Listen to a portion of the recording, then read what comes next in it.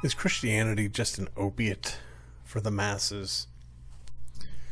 It was, of course, Karl Marx who made the argument that, in fact, Christianity, or religion in general, is an opiate for the masses. And the principle that he was trying to communicate was that when the proletariat was beaten down and oppressed by the propertied class instructed them to believe that things would be better in the future life especially if they would be good and obedient laborers. And so the sort of soothing refrains of the promise of heaven would keep the people calm and peaceful and in their place. Marx was not alone in positing a theory that argued that the Christian faith was a human invention designed to put us at ease. Whether it's the idea that there's an all superior God whose wrath can be appeased, whether it is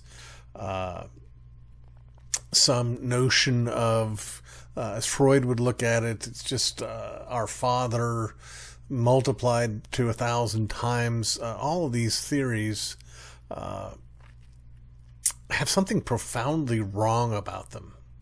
And it's simply this, that God is not scary.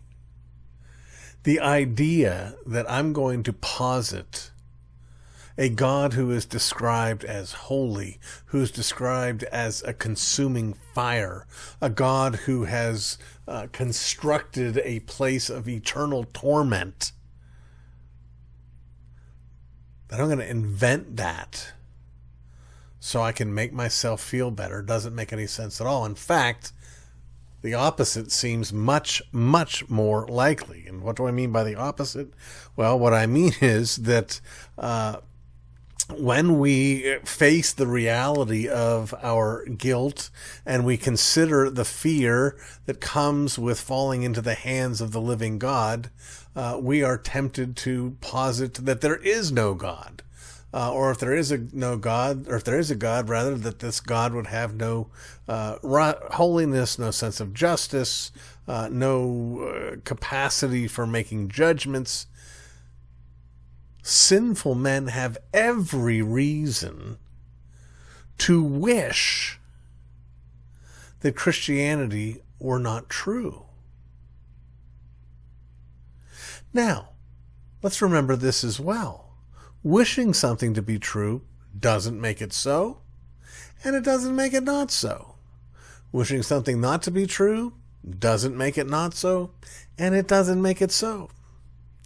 I wish the Pittsburgh Steelers were the greatest football team ever. Just so happens they are.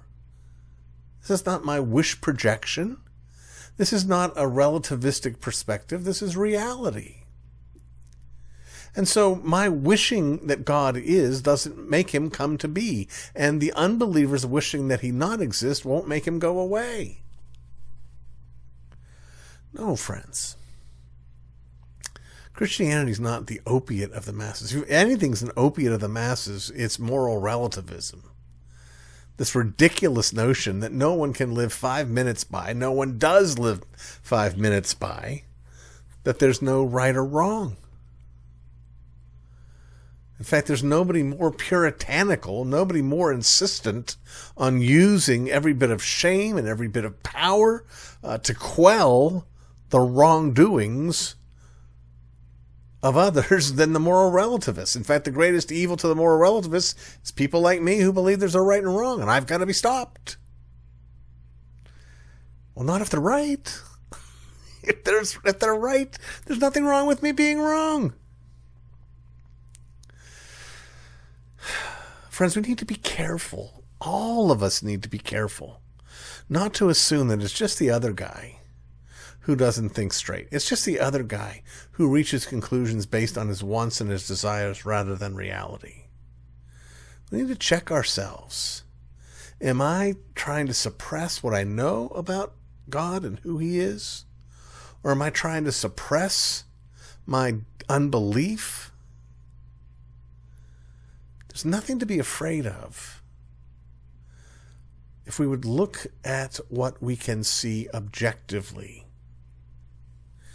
to the degree that we can do so objectively, and to objectively assess our failures to do so objectively. No, the Christian faith is not the opiate of the masses. It's the truth.